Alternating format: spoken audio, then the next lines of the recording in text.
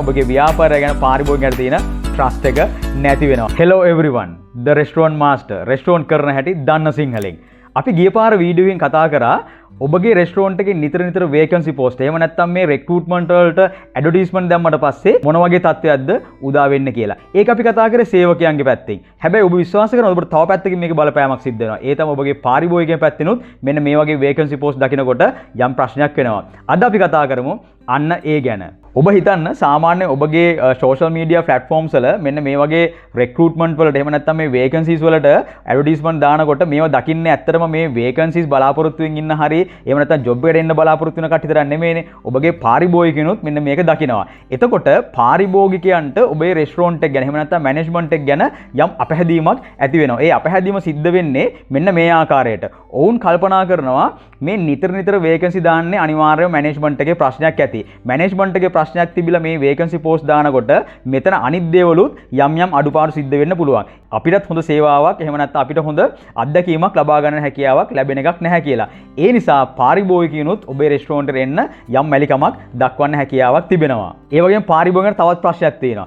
ඒ තමයි මේ නිතර සේවකයන් මාරු වෙනකොට මේ සර්විස් එකේ ක්වොලිටි එක, ෆුඩ් එකේ කන්සිස්ටන්සි එක මෙන්න මේ දේවල් නැති වෙනවා. එතකොට ඒකෙන් අනිවාර්යෙන් ඍජු බලපෑමක් පාරිභෝගිකයන්ට සිද්ධ වෙනවා. ඒ නිසා පාරිභෝගිකයන් ඔබේ ආයතනය ගැන යම් වැරදි මතවාදයක ඉන්නවා. ඒ නිසා අපි ඒ ගැනත් හරි අවබෝධයෙන් යුතුව කටයුතු කරන්නට ඕනේ. දරුණුම ප්‍රශ්නේ මෙන්න මේක තමයි.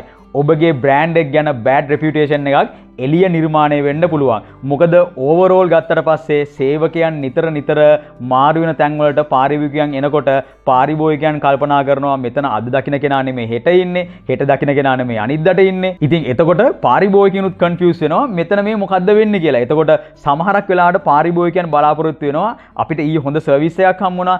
ඒ කෙනා අදත් ඉන්නවා අපිට සර්විස් එක ලබා දෙන්න හොඳයි කියලා. ඒතර අපි ඊයේ කෑම කෑවා හරිම රසයි. ඒ නිසා තමයි අපි අද එන්නේ. එතකොට අද ඒ වගේ කෙනෙක් අපිට නැත්තම් අපිට ඒ ෆුඩ් එකේ ක්වොලිටි එක හරි විදියට හම්බෙන්නේ නැත්තම් පාරිභෝගිකයන් අතෘප්තිමත් වෙනවා. එහෙම නැත්තම් තෘප්තිමත් භාවයට පත් වෙන්නේ නැහැ. එතකොට මෙන්න මේ වගේ දේවල් නිසා ඔබගේ බ්‍රෑන්ඩ් නේම් එක එහෙම නැත්තම් ඔබගේ බිස්නස් එකේ රෙපියුටේෂන් එකට මේක දරුණු ආකාරයෙන් බලපාන්නට පුළුවන්. අවසානයේදී මොකද වෙන්නේ? අවසානයේදී සිද්ධ වෙන්නේ ඔබගේ රෙස්ටෝරන්ට් එක ගැන ඔබගේ ව්‍යාපාරය ගැන පාරිභෝගිකයන්ට තියෙන ට්‍රස්ට් එක නැති වෙනවා.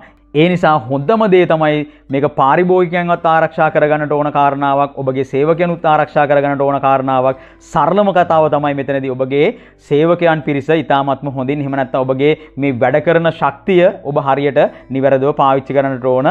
එතකොට ඔබට හොඳ ගමනක් යන්න හැකියාවක් තිබෙනවා මේ ඉන්ඩස්ට්‍රිය තුල. එහෙමනම් මේ වගේ වැදගත් වීඩියෝකින් නැවත හමු වෙන බලාපොරොත්තු ඇතුව අදට මම සමු ගන්නවා. මම ලක්මාල් පතිරත්න.